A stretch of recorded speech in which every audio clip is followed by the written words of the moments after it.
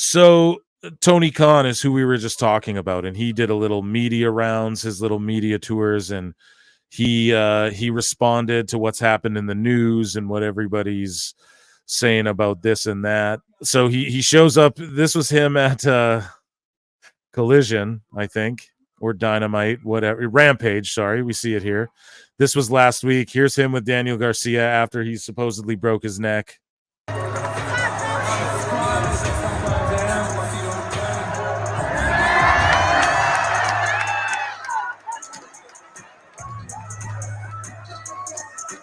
You're the man, Danny. Thank you very much. Hey, at least he was trying to sell, guys. I mean, I'll give it an A+ for Evan. I'm just fucking with you. What an idiot. So just make it just a mockery, making a mockery. Punk said it best. This place is a fucking joke, man. You're a clown. I quit. I said this. Punk is fucking said it best. And so Tony Khan, he loves to sign free agents. So here's Tony Khan on signing free agents because he thinks free agents will save everything and blah, blah, blah. So Tony Khan is talking to TV Insider, and he says, we have a great roster in AEW. We have added a lot of talent this year. We've been fortunate to add big names to AEW to make the roster even better than it ever has been. We will continue to be active, bringing in the best names. AEW had a great start in 2024. Did it? It's only going to get better. We'll be active players in the free agency. When an opportunity arises, I can't do it. It's fucking... We have a big war chest in AEW.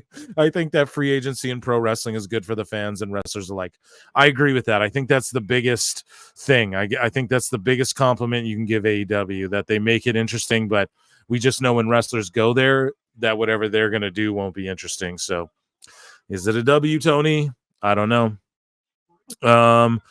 So speaking of free agents, and to tack on to what I just said, because this is the most important thing ever, right, is a free agent. Okay. So this is Tony Khan talking to Z100 with Josh Martinez. Shout them out, I guess.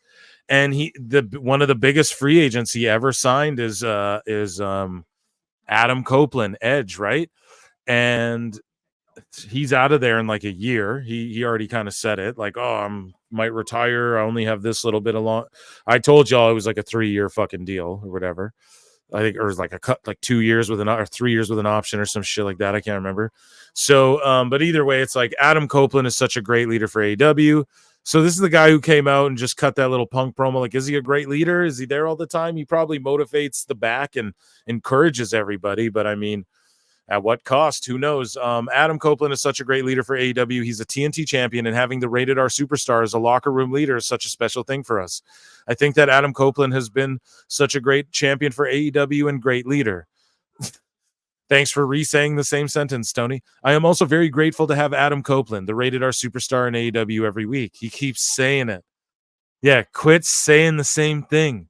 And really, this is the first time we've gone a week without seeing Adam in a long time. He's recovering from that mist and the great match we had last week at AEW Dynasty. So apparently they view him as a leader. All I'm telling you is that he's going to be out of there, man. It's not like he's going to be there like a long multi-year bunch of years. So yeah, the Cope Open, it's just funny timing wise. And I don't know. He's a great leader, I guess, guys. You know what I mean? This fucking WWE icon right here that they do Legends biographies about. Yeah, he on A&E for being in the WWE. Yeah, he's a great leader for AEW. That's good. And I'll never hate on Edge, but damn, they don't have their own guy, you know?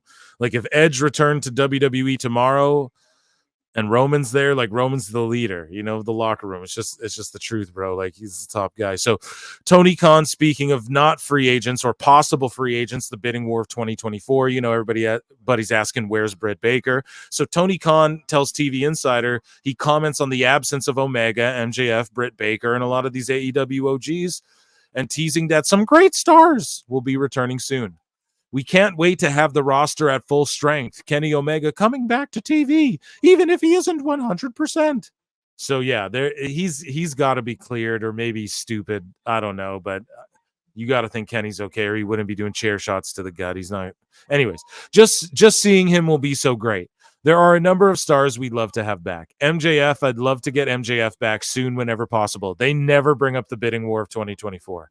That was the biggest flop possibly ever in the history of pro wrestling. Anyways, Britt Baker is another wrestler I'd love to have back. We've got some other great stars hopefully returning soon.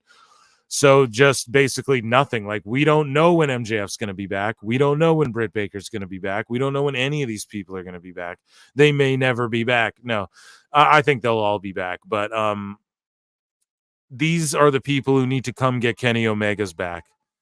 If there's like an invasion of AEW and the power struggle and all that, even though it's so corny because like we just had the Devils and all that. So they just stopped doing spooky stuff and hacking cameras and getting involved in the world title just because they lost a match or whatever. Like, that whole devil shit was the biggest fucking waste of time of all time, you know? Other free agents and returning stars and his friends. Tony Khan responds to Bill Goldberg, who we covered on the last show.